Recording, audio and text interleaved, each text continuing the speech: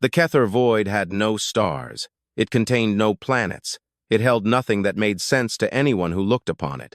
For 40 years, the greatest minds of the Galactic Concord had studied it from a safe distance. They sent probes. The probes died. They sent ships with brave crews. Those ships never returned. They sent entire fleets equipped with the best technology in the galaxy. The fleets vanished like drops of water in a furnace. After the loss of so many lives, the Concord did what wise civilizations do when faced with something they cannot understand. They built a wall of warning beacons around it and declared it forbidden. They told everyone to stay away, and slowly, over thousands of years, they tried to forget its existence. The void sat at the center of the galaxy like an unhealed wound. It was surrounded by gravitational storms capable of tearing apart the strongest ships. Near its borders, time flowed strangely.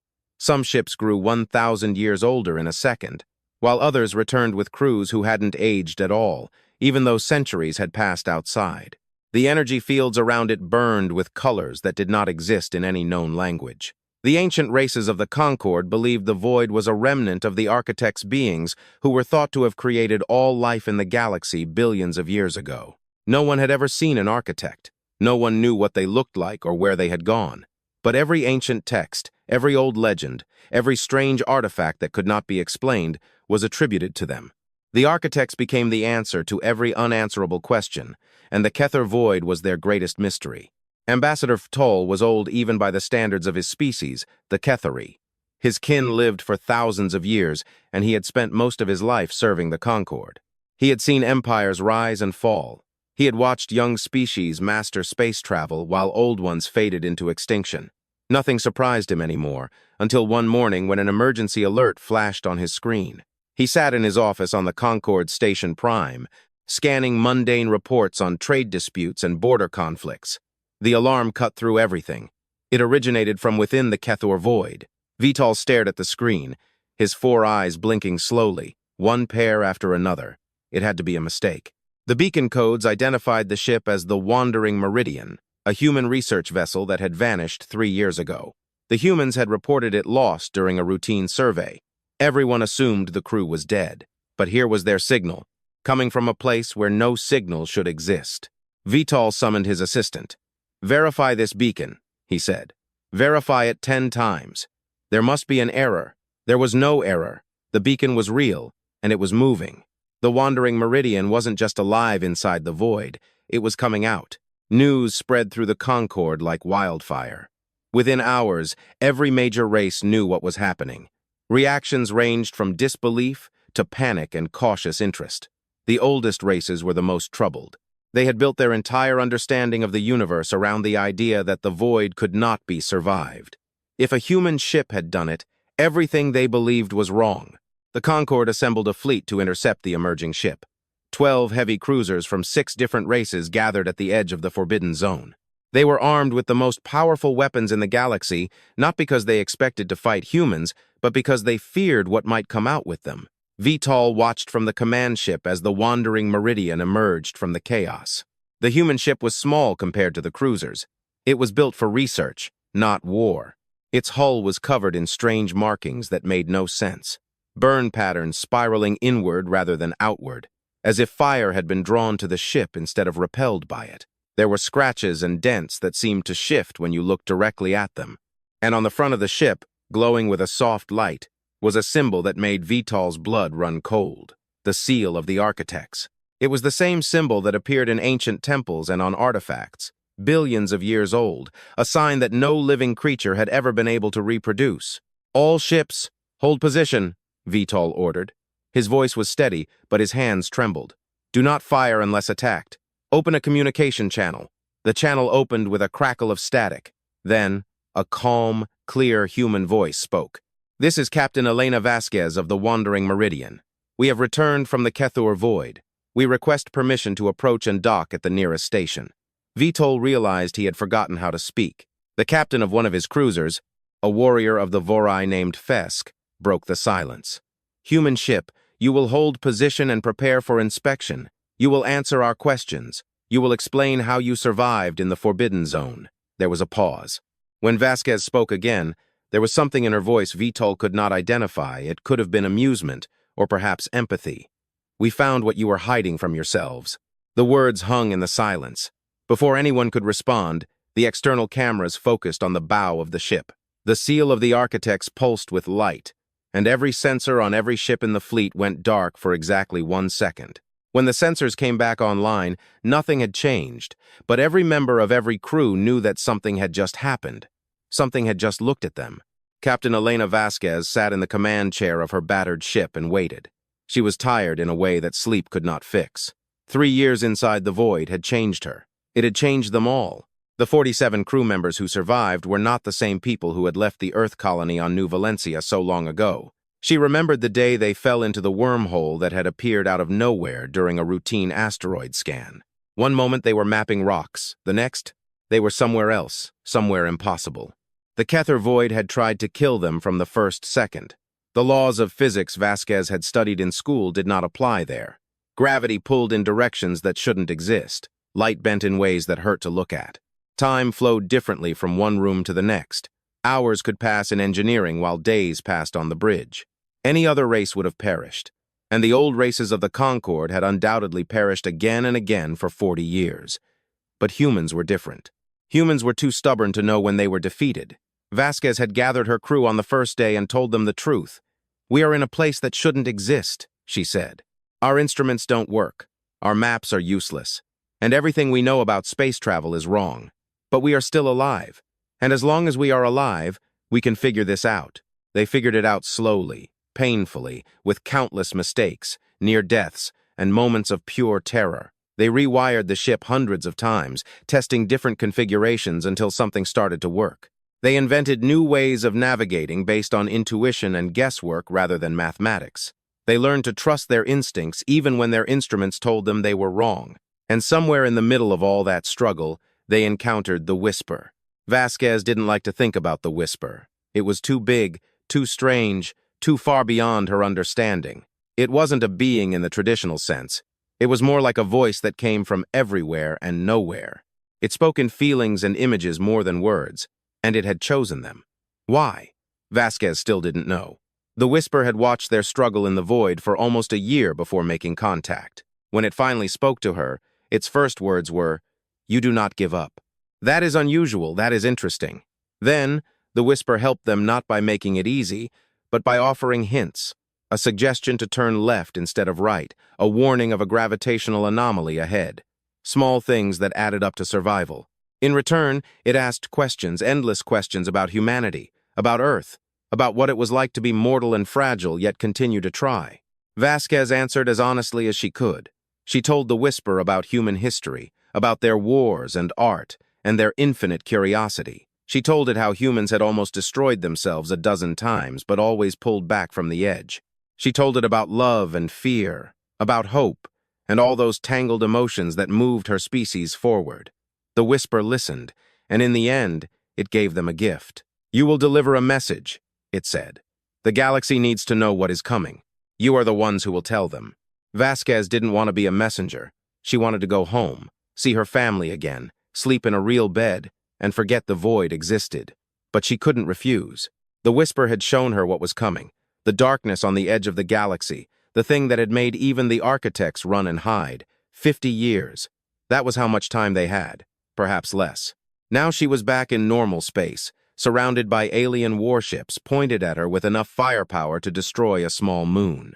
And she had to make them understand. She had to make them listen. It would be the hardest thing she had ever done. The Concord ships escorted the Wandering Meridian to a holding station near the edge of the Forbidden Zone. They wouldn't let the human ship near populated space. Vital organized a secure channel to interrogate the captain directly. "You will explain how you survived," he said. It wasn't a request. Vasquez's face appeared on his screen. She looked older than her service record indicated. There were wrinkles around her eyes that spoke of stress and exhaustion, but her gaze was steady. "We adapted," she said. "That is what humans do.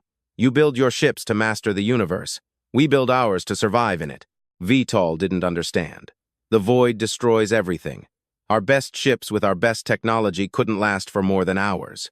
"You are telling me a small research ship with basic equipment lasted 3 years? "I am telling you the rules are different there," Vasquez replied. "Your technology is too rigid. It tries to force the universe to obey it, and when the universe doesn't obey, the technology breaks. We didn't have that problem, because our technology was already held together by luck, hope, and desperate repairs. The other Concord representatives listening to the conversation made sounds of disbelief. The idea that primitive human technology was better than their advanced systems was absurd. It had to be a lie, but Vitol looked at the seal on the hull of the Wandering Meridian, and he wasn't so sure. "What did you find in there?" he asked. "What is that symbol on your ship?" Vasquez was silent for a moment. "We found the reason why you are all so afraid to look. We found the answer to the question you stopped asking 40 years ago." "What question? Where did the architects go, and why did they leave?" The channel filled with voices. Every representative wanted to speak. Every representative wanted to know. Vitol held up a hand for silence, but the noise didn't fade immediately. "Tell us," he finally said. Vasquez shook her head. "Not this way. Not over a comms channel while your ships have weapons pointed at us. If you want to know the truth, you need to bring us before your leaders, all of them, every race that matters. We have a message that everyone must hear." "What message?" For the first time, Vasquez smiled. It was an unhappy smile, the smile of a person who knows something terrible and wishes they didn't.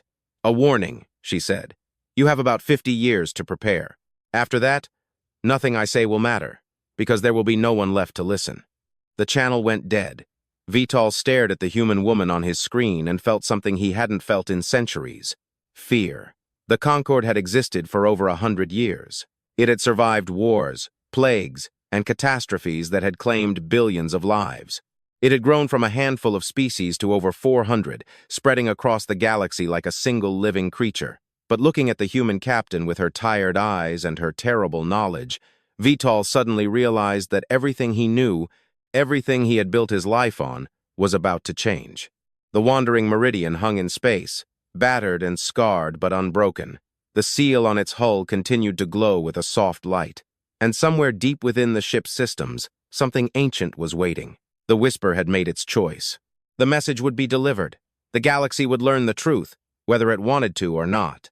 Station Prime of the Concord was the largest artificial structure in the galaxy.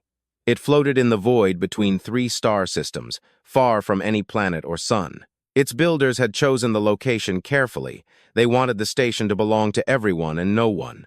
They wanted it to be neutral territory where the 400 races of the Concord could meet, talk, and resolve their problems without fighting. The station was old, built over 60 years ago, and had been expanded and modified so many times that no one remembered what the original construction looked like. It now stretched for hundreds of kilometers, a labyrinth of docks, meeting halls, and living quarters designed for creatures of all imaginable shapes and sizes. Captain Elena Vasquez had never seen anything like it. She stood at the window of her temporary holding cell and looked out at the endless metallic corridors. The cell was comfortable enough. It had a bed, a table, and food safe for humans, but it was still a cell. The door was locked, and guards stood outside. The Concord had agreed to listen to her message, but they didn't trust her. They had separated her crew into different sections of the station. They had moved the Wandering Meridian to a secure dock where teams of scientists were studying every inch of it. And they had made it very clear that the humans were not guests. They were prisoners who happened to possess useful information. Vasquez understood. She would have done the same in their place. A ship emerges from an impossible place, carrying the seal of a divine race that vanished billions of years ago. Of course they were suspicious. Of course they were afraid. She just hoped they were scared enough to listen. The door to her cell opened.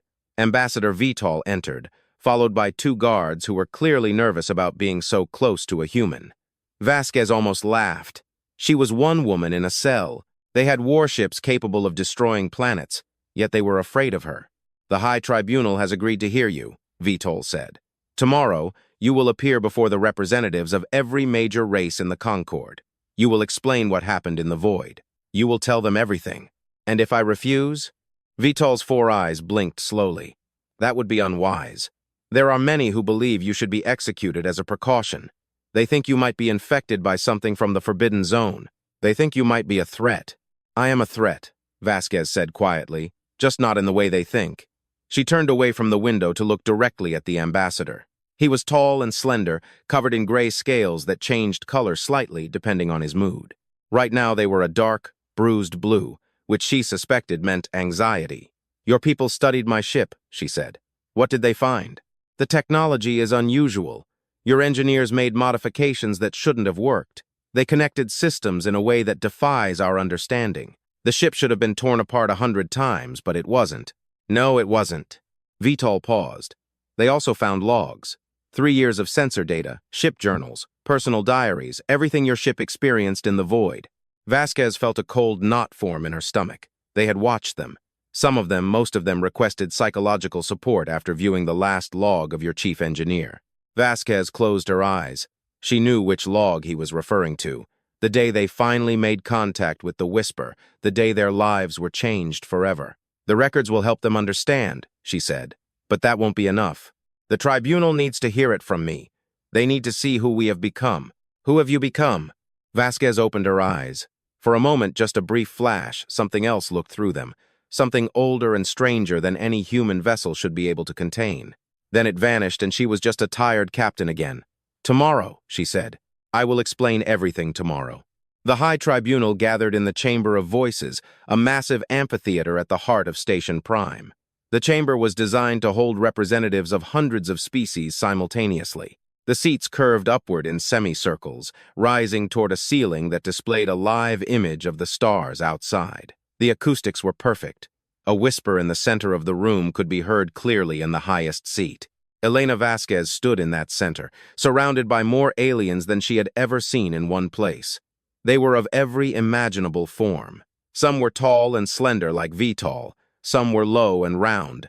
Some floated in specialized chambers filled with gas or liquid. Others had no visible body at all, appearing only as patterns of light. The oldest races sat in the front rows, species that had been traveling between stars when humanity was still learning to kindle fire. They looked at Vasquez with expressions ranging from curiosity to disdain. To them, humans were children, interesting children, perhaps, but still too young to be taken seriously.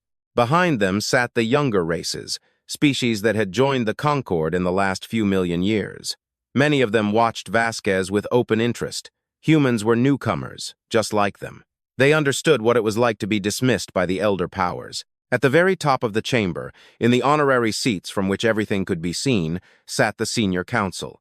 7 beings so old that their exact ages were unknown. They had led the Concord for longer than most species could count, and their word was law. The oldest of them all was Morex of the Synthesis. No one knew what the Synthesis looked like in their natural form because they had abandoned physical bodies millions of years ago. Morex appeared as a shimmering cloud of energy, constantly shifting colors and shapes. When he spoke, his voice came from everywhere at once. "Human," the creature said, "you have appeared before this tribunal to answer for your incursion into the Forbidden Zone. You claim you survived the Kethur Void. You claim you carry a message. We will listen to what you say. But understand this. If we find that you have lied, if we find that you have deceived us, the punishment will be severe." Vasquez nodded. She had expected threats. She wasn't afraid. "I understand," she said. "I will tell you everything, but first I must explain something to you. I am not here to make you happy. I am not here to comfort you or say what you want to hear. I am here to deliver a warning that you have avoided for 40 years. The chamber erupted in angry voices. Many of the oldest races were not accustomed to being spoken to this way by a human. Morex raised an energy appendage, and the noise subsided. "Speak," the ancient creature said. "We are listening." Vasquez took a deep breath and began. 3 years ago, my ship hit an unknown wormhole. We were pulled into the Kethur Void without warning. There was no time to send a distress signal, no time to do anything but hold on and pray. She described the first moments in the void, how reality distorted around them, how their instruments screamed with errors before dying, how the stars disappeared, leaving them to drift in absolute darkness. "We should have died," she said. "Every bit of data you have on the Forbidden Zone says that survival is impossible.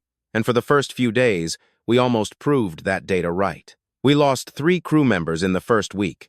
The ship was falling apart. Our food supplies were contaminated by the energy there, making them poisonous. We had no idea where we were or how to get back." She paused. The chamber was quiet now. Even the most arrogant representatives were listening. "But we didn't give up. Humans don't know how to give up. It is not in our nature. When everything went wrong, we started trying random things, stupid things. We rewired our engines based on the dreams one of our engineers had. We navigated by our doctor's headaches. We used a child's toy to detect gravitational anomalies because it was the only thing on the ship that still worked. A wave of disbelief rolled through the room. One of the oldest representatives, a creature resembling a walking crystal, spoke. "You expect us to believe that you survived in the most dangerous place in the galaxy through luck and guessing?" "I expect you to believe the truth," Vasquez said. "Your technology failed in the void because it was too rigid. You built your ships to control the universe, to force it to obey your rules. But the void has no rules. It is chaos pure, impossible chaos. And the only way to survive in chaos is to be flexible enough to change with it." She looked around the chamber, meeting as many eyes as she could. "We changed. Every day we changed. We threw away everything we thought we knew and started over. We made mistakes and learned from them. We tried 1,000 things that didn't work until we found the one that did. And slowly, over months and years, we learned to live in a place that was designed to kill us." "Designed?" Morex's voice was sharp. "What do you mean, designed?" Vasquez felt the moment had come. This was the part she feared most. "The Kethur Void is not a natural phenomenon," she said. "It was built, constructed, created intentionally by the architects themselves." The chamber exploded. This time, even Morex couldn't calm the crowd. Representatives were shouting, arguing, some were trying to leave. The idea that the architects had intentionally created the forbidden zone contradicted everything the Concord believed. Vasquez waited. She had expected this reaction. When the noise finally subsided, she continued. "It was a test, a filter. The architects knew that one day, something terrible would threaten the galaxy. They needed to find a species that could face that threat. But they couldn't just pick one. They needed to find the right one that was stubborn enough, creative enough, crazy enough to do the impossible." She spread her hands. "For 40 years, you have sent thousands of expeditions into the void, the best ships from the greatest civilizations, the most advanced technology in the galaxy, and every single one of them failed. Do you know why?" "Silence." "Because they were too good," Vasquez said. "Too logical, too reasonable. When their technology didn't work, they gave up. When the rules of reality changed, they couldn't change with them. They died because they couldn't imagine any path forward other than the one they already knew." She pointed to herself. "Humans pass the test because we are not good. We are messy, chaotic, and we make terrible decisions. We flew into a storm of impossible physics on a ship held together by duct tape and hope. And when everything went wrong, we just kept trying. Not because we were brave, but because we didn't know how to stop." The chamber was quiet again. The representatives looked at her with a mixture of emotions she couldn't read. "The architects wanted to find a species that would never give up," she said. "A species that would keep fighting even when the situation was hopeless. A species that was too young and too stupid to know when it was defeated." She smiled bitterly. "Congratulations. You found us." Questions followed quickly after that. Representatives wanted to know every detail: how they navigated, what they ate, how they maintained the ship. Vasquez answered as best she could, but she knew her explanations made no sense to them. They couldn't understand because they had never experienced it. Finally, Senior Counselor Morex asked the question everyone had been waiting for. "You said you carry a message. You talk about a test designed by the architects, but you haven't explained the most important thing: what is in the void. What did you find there?" Vasquez hesitated. This was the moment she had both awaited and feared. "We found one of them," she said quietly. "One of the architects, or what was left of it." The silence that followed was absolute. It called itself the Whisper. It is not a creature like you or me. It is something else, something older than the stars. It watched us as we struggled in the void for almost a year before making contact. And when it finally spoke to us, it explained everything. She looked at the senior council. The architects did not disappear. They retreated. They built the void as a barrier, a wall to protect the galaxy from something on the other side. And then they hid, because even they were afraid of what is coming. "What is coming?" Morex's voice was barely a whisper. Before Vasquez could answer, something changed. The lights in the chamber flickered. The artificial gravity wavered for a moment, and then a voice spoke coming from everywhere and nowhere, ancient, immense, and completely non-human. "They did not find me. I chose them, and now I will speak." Every screen in the chamber lit up with the same image, the seal of the architects, glowing with a soft gold light. The voice continued, and Vasquez felt a chill run down her spine. She had heard the whisper many times in the void, but it had never sounded like this. It had never sounded so clear. "Children of the galaxy," the whisper said, "you have hidden from the truth for 40 years. You pretended the void was a mystery beyond your understanding. You told yourselves that some questions should not be answered. But the time for hiding is over. The time for truth has arrived. The senior council was frozen in place. Even Morex, who had existed for millions of years, seemed paralyzed. "I am the last memory of those who created you," the whisper said. "I have waited in the darkness for longer than your civilizations have existed. I watched your ships burn and your people die, and I mourned every loss. But I could not help you. Not until someone appeared who was worthy of receiving the message." The image on the screens changed. It showed the darkness at the edge of the galaxy. Stars were disappearing one by one, consumed by something moving against the light. "This is what is coming," the whisper said. "This is what made even the architects fear. You have 50 years, perhaps less, and you have one chance to survive." The voice fell silent, and when it spoke again, it was softer, almost gentler. "Humans are your hope, not because they are stronger, smarter, or better than you, but because they are willing to try when the attempt seems useless. Because they do not know how to give up." The lights stopped flickering, the gravity stabilized, the screens went dark, and the 400 species in the Chamber of Voices sat in stunned silence, trying to process what had just happened. Elena Vasquez stood in the center of it all, tired, small, and very, very human. "Now you know," she said quietly. "Now you know everything." She didn't wait for permission to leave. She simply turned and walked toward the exit. No one tried to stop her. No one said a word. The message had been delivered. Now, the difficult part would begin. The Chamber of Voices remained silent for 17 minutes after Elena Vasquez left. No one moved. No one spoke. The 400 species sat in their seats and tried to comprehend what they had just seen. An architect had spoken to them. A creature from the race that had created all life in the galaxy. A god from a time when meaning mattered. And it had told them they would all die if they did not listen to the humans. The humans, the youngest species in the Concord.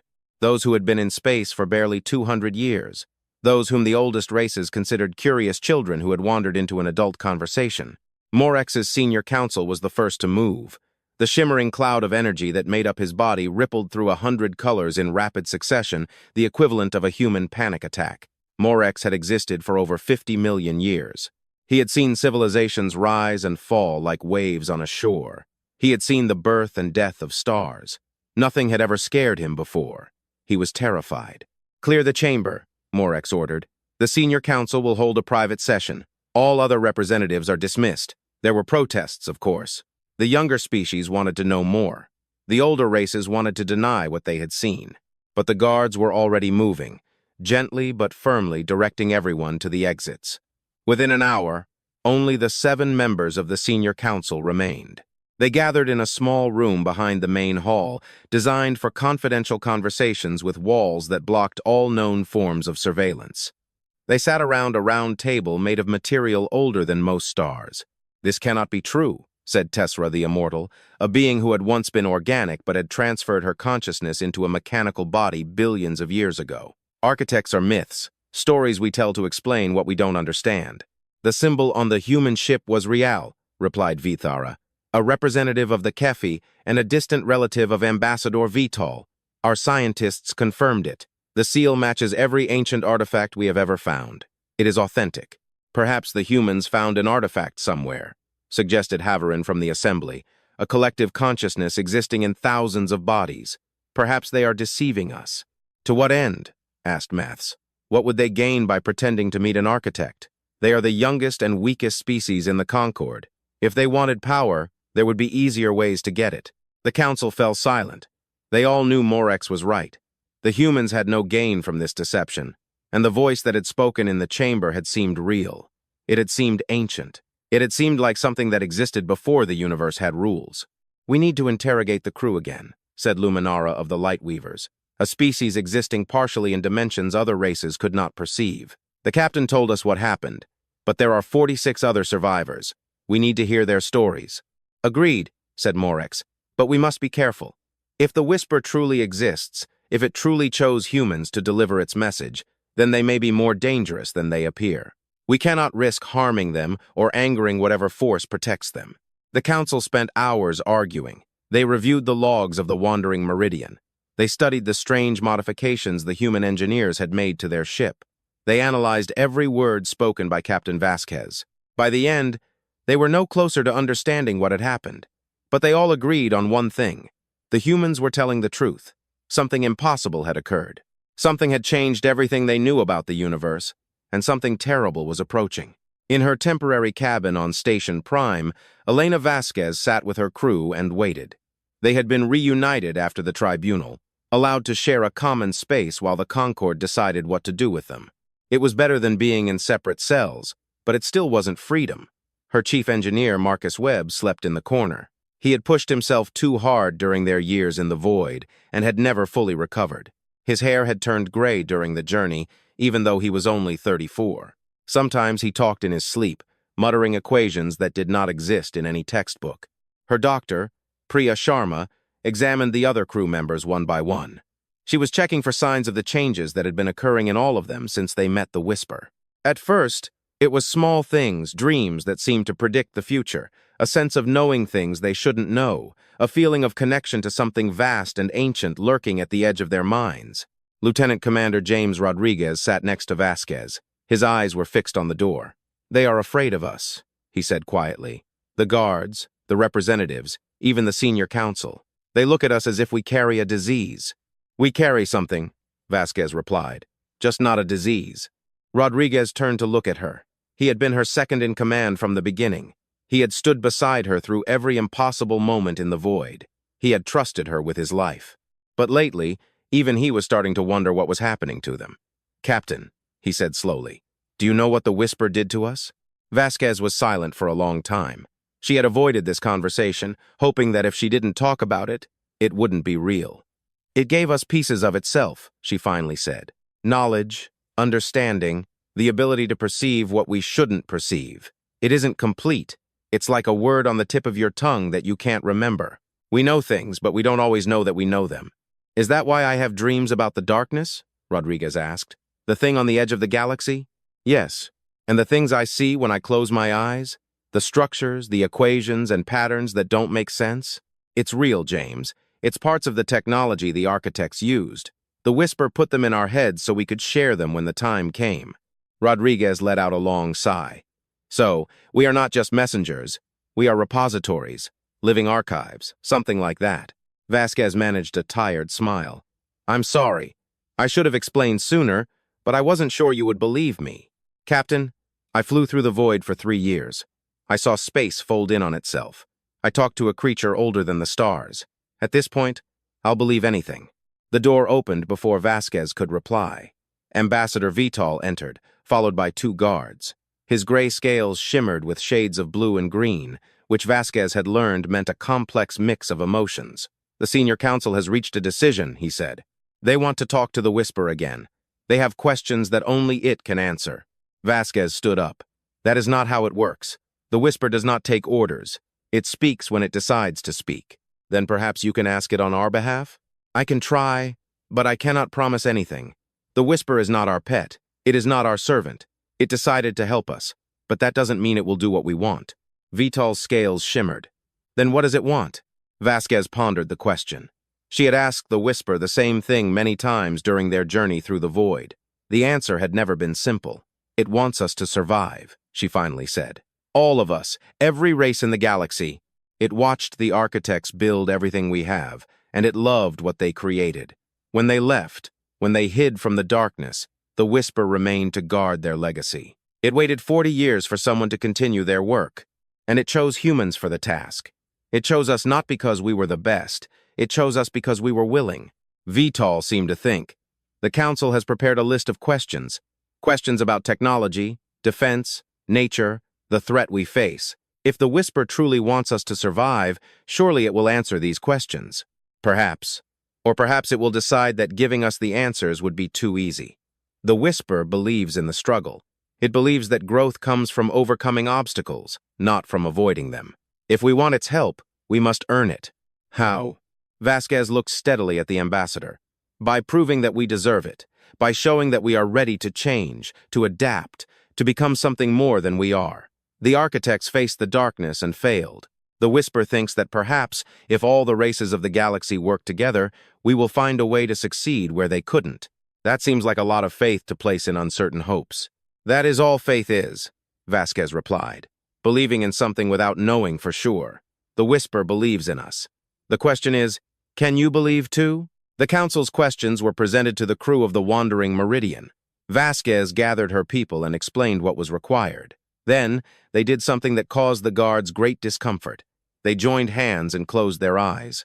In the weeks since emerging from the void, the crew had discovered they could do things together that they couldn't do alone. When they focused their thoughts in one direction, they could sometimes reach the Whisper.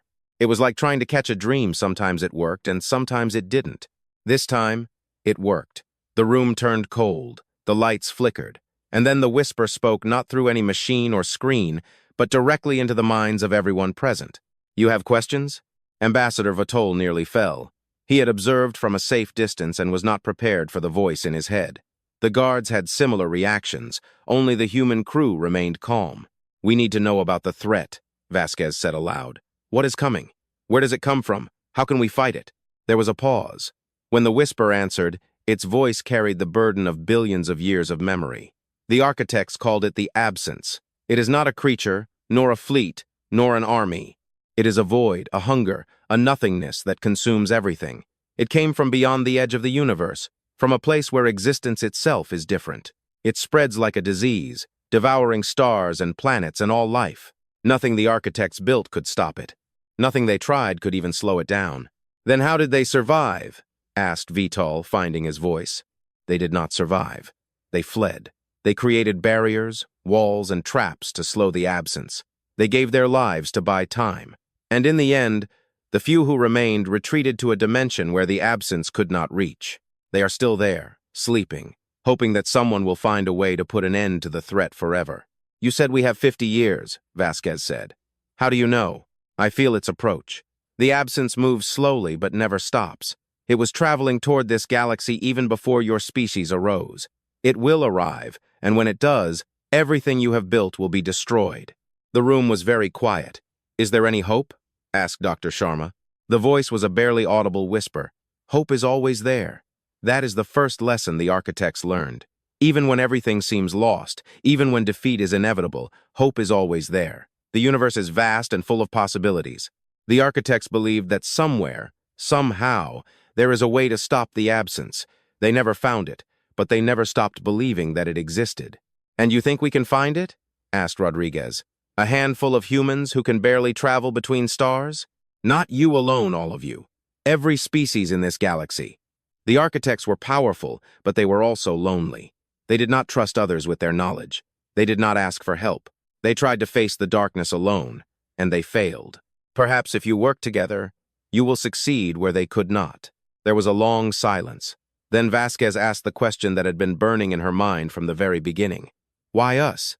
Why did you choose humans to deliver this message? The answer came with what might have been amusement. Because you did not stop trying in the void.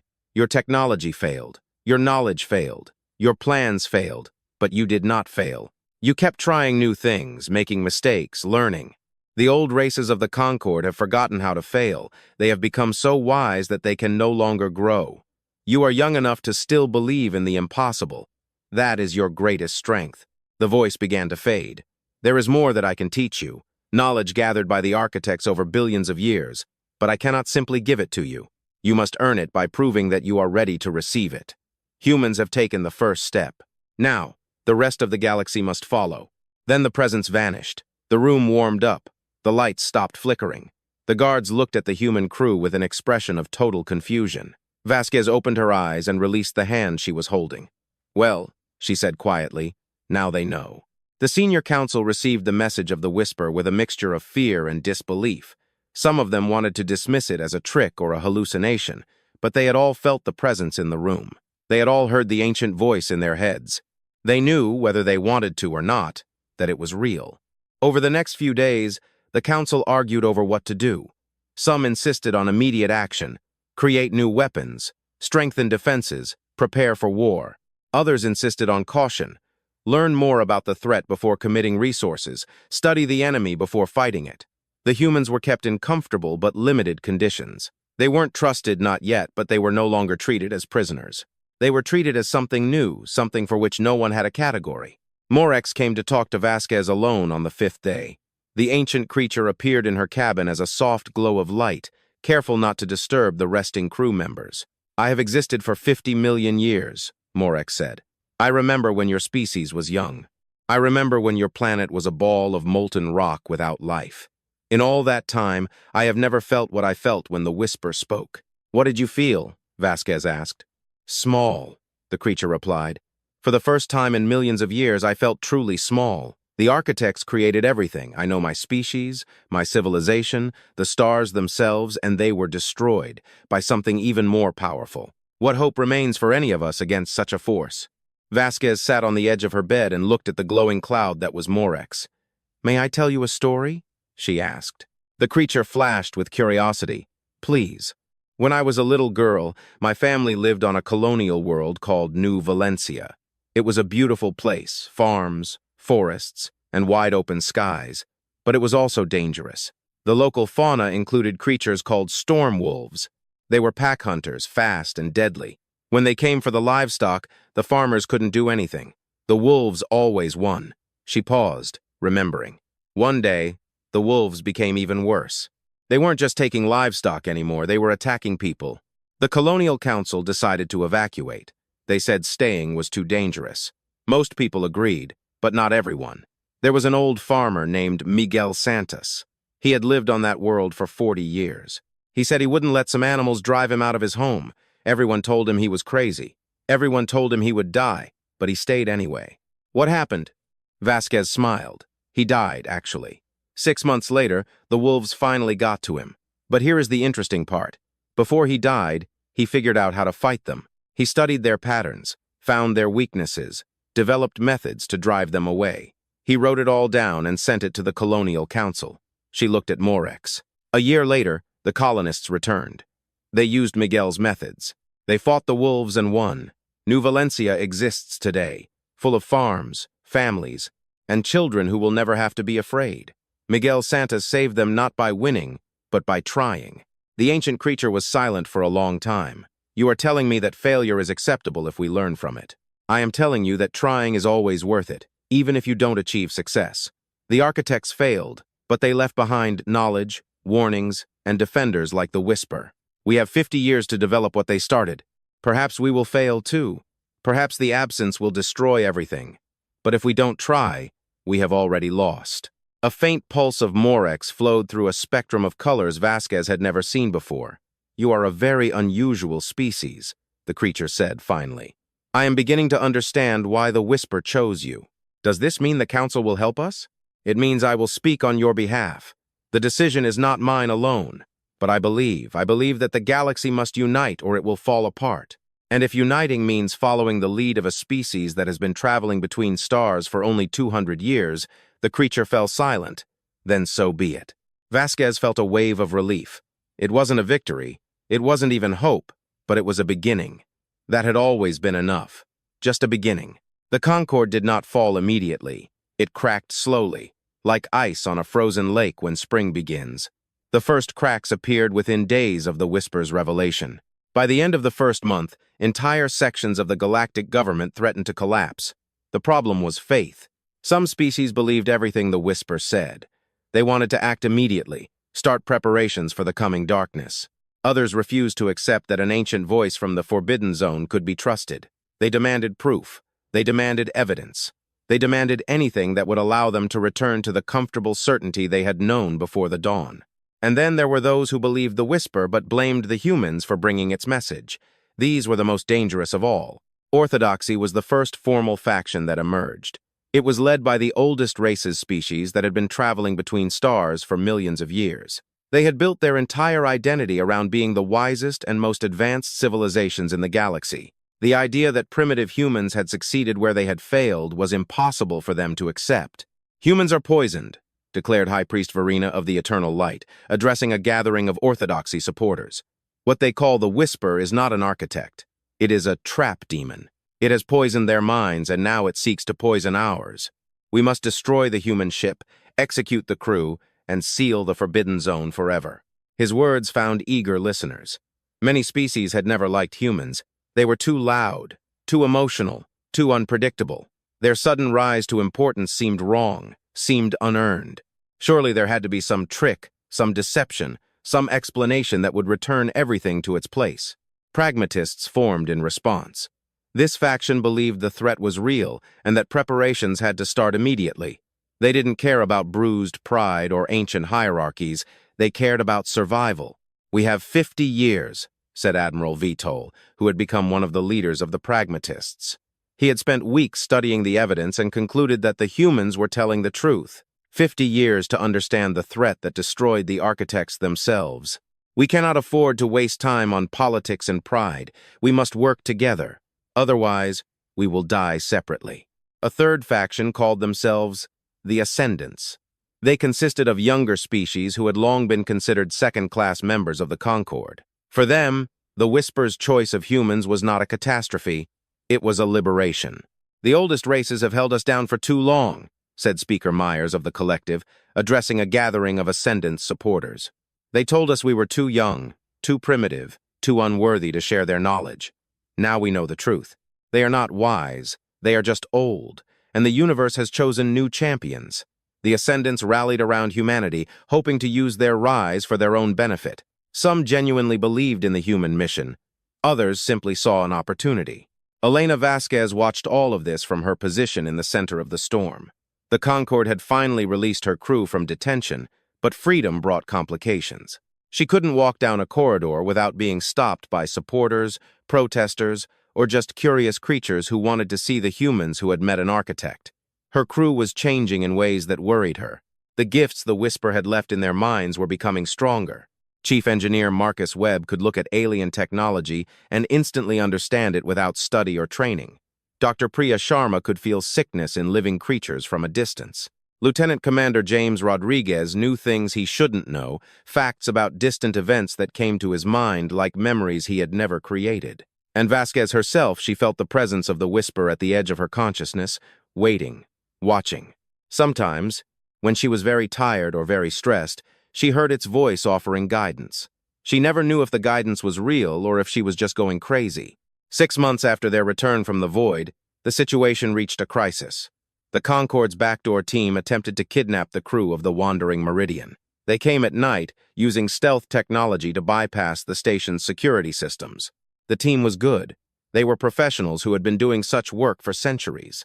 They knew how to move unnoticed, how to neutralize targets without noise, how to extract prisoners from guarded places. They failed completely. Rodriguez was the first to sense their approach. He woke from a deep sleep with the absolute certainty that danger was coming. He didn't know how he knew. He just knew. Within seconds, the entire crew was on their feet and alert. "They are in the ventilation system," Webb said, pointing to a section of the wall that looked perfectly normal. 6 of them. They have weapons that will put us to sleep if they get in." "How do you know?" asked Junior Officer Sarah Kim, one of the younger crew members. "I can see the energy signatures. They are using something bioelectric, a destructor. Very advanced, very expensive." Webb tilted his head. "Also, the design is flawed. If I had a couple of hours and basic tools, I could." Vasquez stepped forward. She felt the Whisper stirring in the depths of her mind, offering power if she wanted it. She hesitated. Using the Whisper's gifts felt like crossing a line she could never cross back from, but her people were in danger. She reached for the power. When the backdoor team broke the ventilation cover, they found 47 humans standing in perfect formation. Their eyes were glowing with a soft gold light. The team leader, a Vankai warrior who had killed hundreds of creatures in his lucrative career, stopped in his tracks. "You will leave this station," Vasquez said. Her voice was her own, but beneath it was something else, something ancient, something that had no patience for killers and kidnappers. "You will return to whoever sent you and deliver a message." The team leader raised his weapon. "I have orders." "Stand down." And the weapon crumbled into dust in his hands. Vasquez hadn't moved. She had simply thought for the weapon to cease existing, and it had obeyed. She was as surprised as everyone else, but she didn't let it show. "The message is this," she continued. "We are not your enemies, but we will not be your prisoners. The choice of who we become next belongs to us. Anyone who tries to take that choice will regret it." The team fled. They left behind millions of credits worth of equipment and a reputation they had spent centuries building.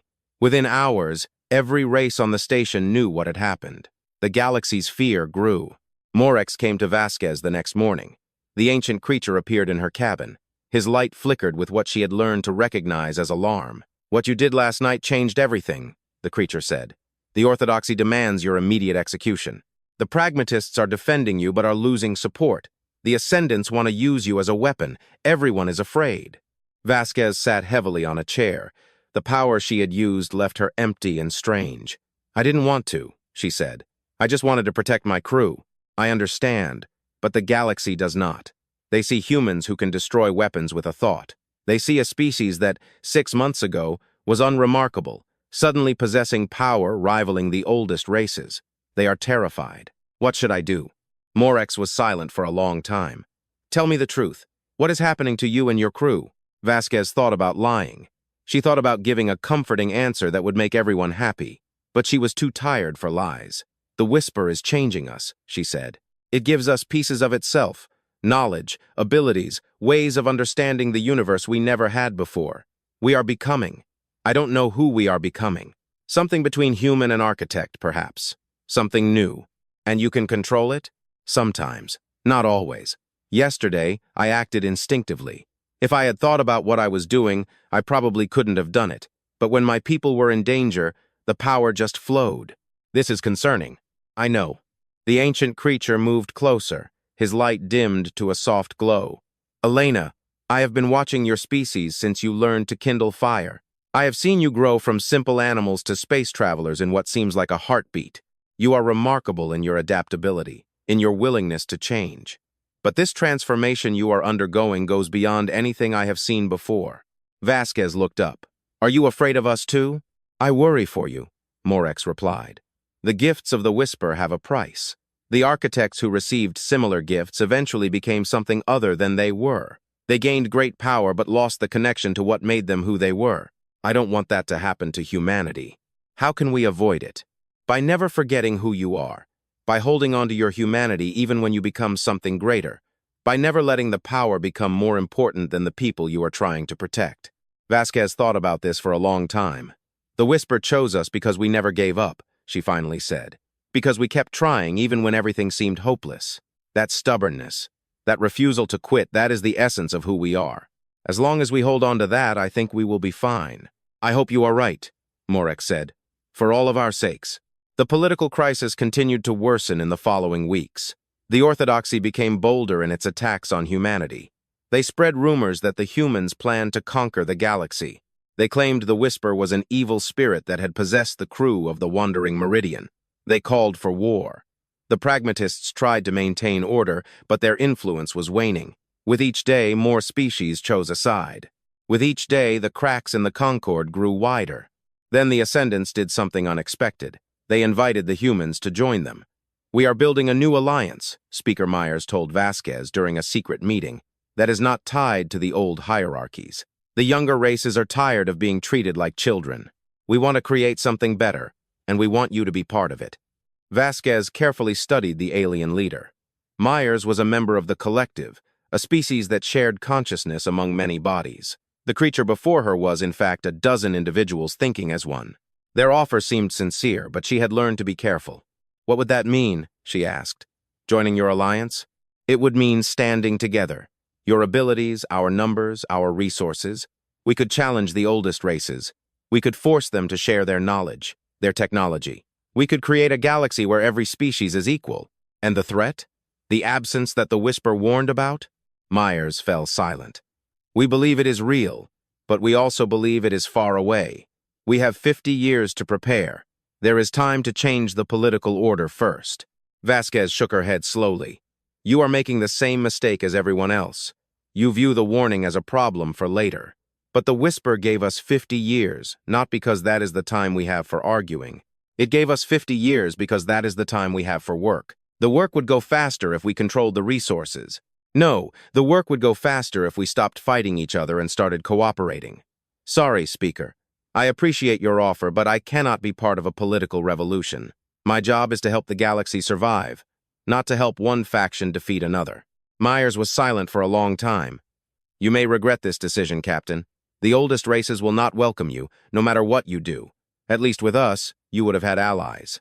I understand, but I must do what I believe is right." The meeting ended badly. The Ascendants didn't become enemies exactly, but they stopped being friendly. Vasquez found herself increasingly isolated, squeezed between factions that all wanted something from her she wasn't ready to give. Her crew was also struggling. The changes in their minds and bodies were accelerating. Some crew members developed abilities they couldn't control. Others had visions that left them confused and scared. A few wanted to fully embrace the transformation, to become whatever the Whisper was turning them into. Others wanted to resist, to hold on to their humanity at any cost. Rodriguez found Vasquez one night in the observation deck, watching the stars. He sat beside her without saying a word. They had known each other for years. Sometimes, words weren't needed. "The crew is splitting," Vasquez finally said. "Jacobi's and Chun want to dive deeper into the transformation. They think we must become as powerful as possible to fight the absence. Martinez and Kim want to find a way to get rid of the Whisper's gifts entirely. They are afraid of who we are becoming." "What do you want?" Rodriguez asked. Vasquez was silent for a long time. "I want to go back to New Valencia," she said. "I want to sit on my parents' porch and drink coffee and pretend none of this ever happened. That is no longer an option." "No, it isn't." She turned to look at her old friend. "We are becoming something new, James. Something the galaxy has never seen before. I can feel it happening.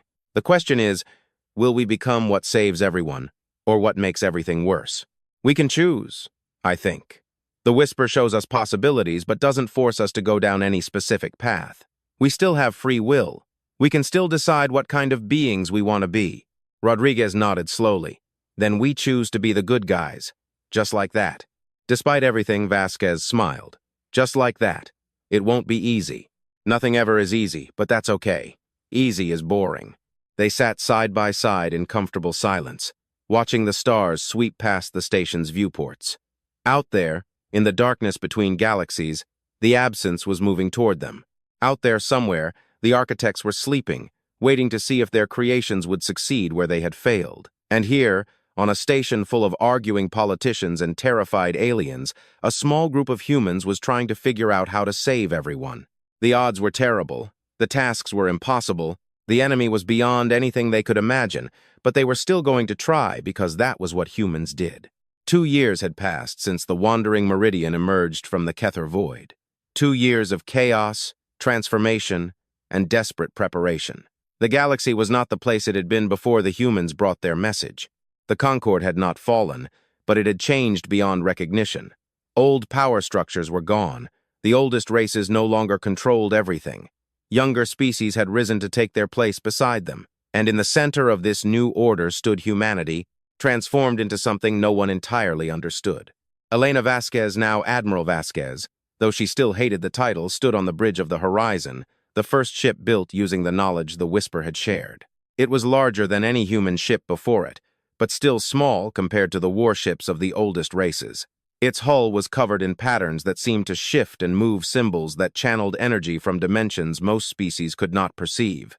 The ship was just one of hundreds making up the United Fleet. Ships from every race in the galaxy were designed to work together in ways that would have been impossible 2 years ago. Kethur cruisers flew beside human destroyers. Vorankai warships shared formation with collective ships. Even the Synthesis, who hadn't built physical ships in millions of years, contributed vessels of pure energy and thought. It was the largest fleet ever assembled in galactic history, and it still might not be enough. Rodriguez entered the bridge and stood beside Vasquez. He had changed just as she had. His eyes possessed a depth that human eyes shouldn't have. His mind worked on levels he couldn't fully explain, but at his core, he remained the same man, still her friend, still the steady support she relied on when things got difficult. "The last ships have arrived," he reported. "We have 427 vessels from 308 species. Everyone who is willing to come is here, and those who weren't the remnants of the orthodoxy have retreated to their home worlds. They have built defensive systems and closed their borders. They say they will wait out the storm." Vasquez shook her head sadly. "They won't survive. The absence doesn't care about borders. I know. We all know. They just can't accept it or they don't want to." The path to reaching this point had been long and painful. After the political crisis of the first year, Vasquez had made a decision that changed everything. Instead of joining any faction, she offered to teach anyone who wanted to learn. The Whisper's knowledge was vast, covering technology and science the galaxy had never imagined, but it was not easy to understand. The architects thought in ways that were fundamentally different from other species. Their concepts didn't translate directly. Learning what they knew required changing one's mind about the universe. The oldest races faced the greatest difficulties. They had millennia of established knowledge they had to unlearn before they could learn something new. Many gave up in despair. Many claimed the humans were lying about the difficulty. But some persisted. The younger species adapted more easily. They had less to unlearn. They were more willing to admit they didn't know everything. Within months, engineers from dozens of different species were building new technologies based on the architect's principles. The human crew of the Wandering Meridian became teachers. Each of them specialized in different areas based on the gifts the Whisper had given them. Webb taught engineering and physics. Sharma taught biology and medicine. Rodriguez taught strategy and tactics. Others taught navigation, communications, resource management, and hundreds of other skills. And Vasquez taught leadership. The hardest thing about commanding is not making decisions, she told her students from every species in the galaxy. The hardest thing is making a decision when you don't have enough information, when the situation is chaos, when everything is going wrong. That is when leadership matters. Anyone can give orders when things are going well. Real leaders find a way forward when there is no obvious path. Her students came from species that had never trusted each other. Some had been enemies for millennia, but in the face of the coming darkness, old hatreds seemed petty and insignificant. They learned to work together because the alternative was extinction. 2 years of teaching, building, and preparation. 2 years of political battles, scientific breakthroughs, and painful transformations. 2 years of watching as the darkness on the edge of the galaxy grew closer day by day as the absence continued its slow advance. Now, the preparation was over. It was time to act. Long-range sensors had detected the absence 6 months ago. At first, it appeared as a shadow on distant stars, a place where light simply vanished. As the weeks passed, the shadow grew. Stars that had burned for billions of years went dark. Planets orbiting those stars ceased to exist. An entire section of the galaxy was being erased as if it had never been there. The United Fleet had set off for the edge of known space to meet the threat.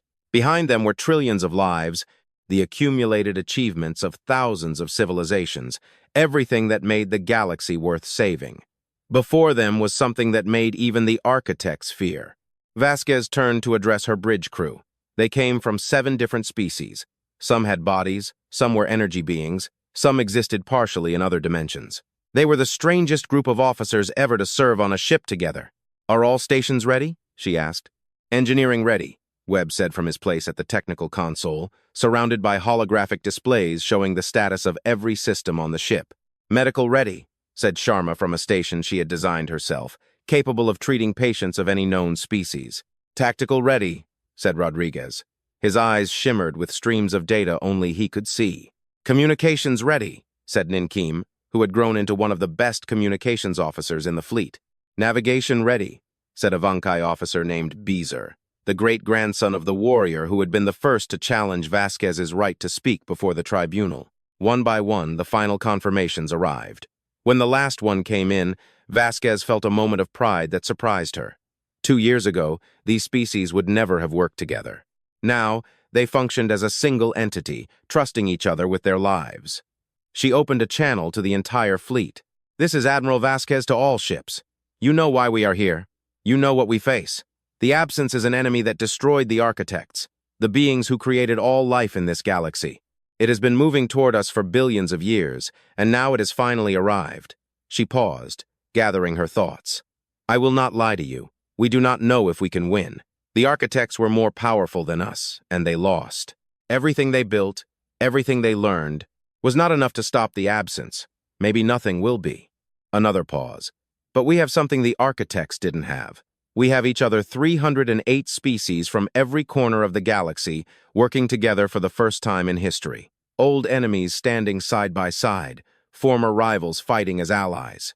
She felt the whisper stirring in the depths of her mind, adding its voice to hers so that the fleet felt, but did not hear. The architects faced the darkness alone because they thought they were the only ones who could. They were wrong. Strength comes from unity. Courage comes from standing together. And hope. Hope comes from knowing you are not alone in the struggle. The fleet listened. She felt their attention, their fear, their determination. "I do not know if we can win," she repeated. But I know we can try. We have always known how to try and how to start. She cut the channel and turned to her crew. Move forward. It is time to meet the enemy. The United Fleet advanced toward the darkness. Up close, the absence was even more terrifying than the sensors had suggested. It wasn't just darkness, it was such a complete void that looking at it was painful. The mind tried to fill the empty space and found nothing to work with. The stars that should have been visible behind it simply weren't there. Space itself seemed to end at its boundary. Vasquez had studied everything the Whisper had taught her about the absence. She knew it wasn't alive in the usual sense. It didn't think, plan, or feel. It was more like a natural force, a phenomenon that consumed everything it touched. The architects compared it to a fire that burned not matter, but reality itself. Fighting it with conventional weapons would be useless. You couldn't destroy what was already nothing. You couldn't shoot at empty space. But the architects had learned something else. In their long war against the absence, they discovered that certain frequencies, certain energy patterns, could slow its advance, not stop it, not push it back, but slow it down. The right frequencies, the right patterns, the right combinations of forces could make the nothing oscillate. The United Fleet was equipped with technology based on this discovery. Their weapons didn't shoot bullets or energy beams. They projected fields of structured reality walls of organized existence that the absence could not easily consume. Each ship was a node in a vast network, creating a barrier that stretched for light years. This wasn't a permanent solution. The barrier would weaken over time. The absence would eventually break through. But this could buy the galaxy a century instead of years. A century to find a better solution. A century to become stronger. A century to learn. The fleet reached the designated coordinates and began forming up. Ships dispersed across the void, taking positions according to plans that had taken months to develop. Every ship had its role. Every species contributed something unique. Kethur ships projected fields of temporal stability, slowing time around them to reduce the speed of the absence's advance. Varankai warships generated physical force, raw energy, creating pressure against the nothing. Synthesis beings created structures of pure thought patterns of consciousness that the absence couldn't seem to consume. And the human ships did what no one else could. They improvised. Formation isn't working perfectly, Rodriguez reported, watching data streams showing the barrier's efficiency. The absence is finding weak spots between the ships. It is adapting faster than we expected. Vasquez knew it would. The absence wasn't intelligent, but it was relentless. It constantly probed, tested every part of the barrier, flowed around obstacles like water around stones. Any static defense would eventually fail. Order the fleet to shift to dynamic formation, she ordered. Adjust positions based on where the pressure is strongest. Do not try to hold a fixed line. Move with the threat. The order was given. Some ships reacted immediately. Others hesitated, unsure about abandoning the carefully thought-out plan they had practiced. Vasquez sent a second message. This is what we are good at. Adapting, changing, trying new things when the old ones don't work. The plan was a starting point, not a prison. Trust your instincts. Find what works. Slowly, the fleet began moving differently. Instead of occupying rigid positions, ships drifted around each other, constantly adjusting to match the pressure of the absence. The formation became fluid, organic, alive in a way formal military doctrine would never have allowed. And it worked. Weak spots are stabilizing, Rodriguez reported with surprise in his voice. The barrier is holding better than before. It's messy, noted Navigator Desver. There is no order in it. This shouldn't work. Messy is how humans fight, Vasquez replied with a small smile. We will sort it out later. The battle continued for hours that felt like days. The absence constantly pressed against the barrier, never stopping, never resting. The fleet adjusted and readjusted, closing the gaps that formed, strengthening the sections that began to weaken. It was grueling work, requiring constant attention from every ship. But they were doing it against all odds, against all expectations. They held the line. Then the Whisper spoke. It came without warning, flooding Vasquez's mind and spreading to touch every member of the fleet. For a moment, millions of beings from hundreds of species shared a single consciousness. You have done well. The voice was immense and ancient, carrying a burden that made words inadequate.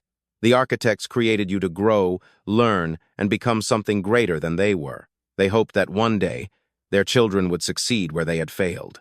For billions of years, this hope seemed foolish. The species of this galaxy fought each other, did not trust each other, refused to work together. Images flashed through the shared consciousness. Memories of wars and betrayals, memories of missed opportunities and wasted potential, the long, sad history of the galaxy's divisions. But now, you stand together. Different species, different cultures, different ways of thinking. You have learned what the architects could not teach themselves, that strength comes not from being the same, but from being different and yet working together. Vasquez felt tears on her cheeks. She was not the only one. The barrier you have created will hold for now, but the absence will not stop. It will press, push, and probe until it finds a way out. This is not the end of your struggle. This is the beginning. The voice became stronger. However, you are not alone in this fight. The architects retreated because they believed they had failed. They hid in dimensions beyond your reach, slept through the ages, waiting for an end they thought was inevitable. But you have shown them something they had forgotten: hope, courage, the willingness to try even when defeat seems certain. And now, they are waking up. The fleet felt something then, a presence on the edge of reality, immense beyond understanding. Not one creature, but millions. The entire civilization of the architects, waking from a sleep that had lasted since the stars first existed. They will not come to save you. That is not their way. They will come to stand beside you, to fight alongside the children they created, children who have exceeded all their expectations. The battle for the galaxy was just beginning. There would be failures and losses. There would be moments of despair. But for the first time, victory seemed possible. Vasquez wiped away her tears and straightened her shoulders. Her crew was recovering from what they had experienced, talking excitedly about what they had felt. "All ships," she said into the fleet communication channel. "The whisper has spoken. The architects are waking, but we are not waiting for anyone to save us. We hold this line until reinforcements arrive, and then we push forward. That is why we came here. That is what we are going to do." The fleet responded with confirmations from every ship. 308 species, speaking hundreds of languages, all saying the same thing: "We are ready." Vasquez looked at the darkness covering half the sky. Somewhere behind that darkness, the absence waited. Somewhere beyond that, the rest of the universe continued to exist, full of wonders none of them had ever seen. They would see those wonders. They would push back the darkness and reclaim the lost stars, not because they were certain of victory, but because giving up was not an option. That was what humans had taught the galaxy: not superior technology, not ancient wisdom, not overwhelming power, but a simple, stubborn refusal to give up. The fleet held the line. The barrier stood firm, and in the Kethur Void, in the heart of the Forbidden Zone, lights appeared where there had been no light for 40 years. The architects were waking. The galaxy's darkest hour was also the dawn of its greatest age, and it all started with one small human ship that refused to die in the darkness.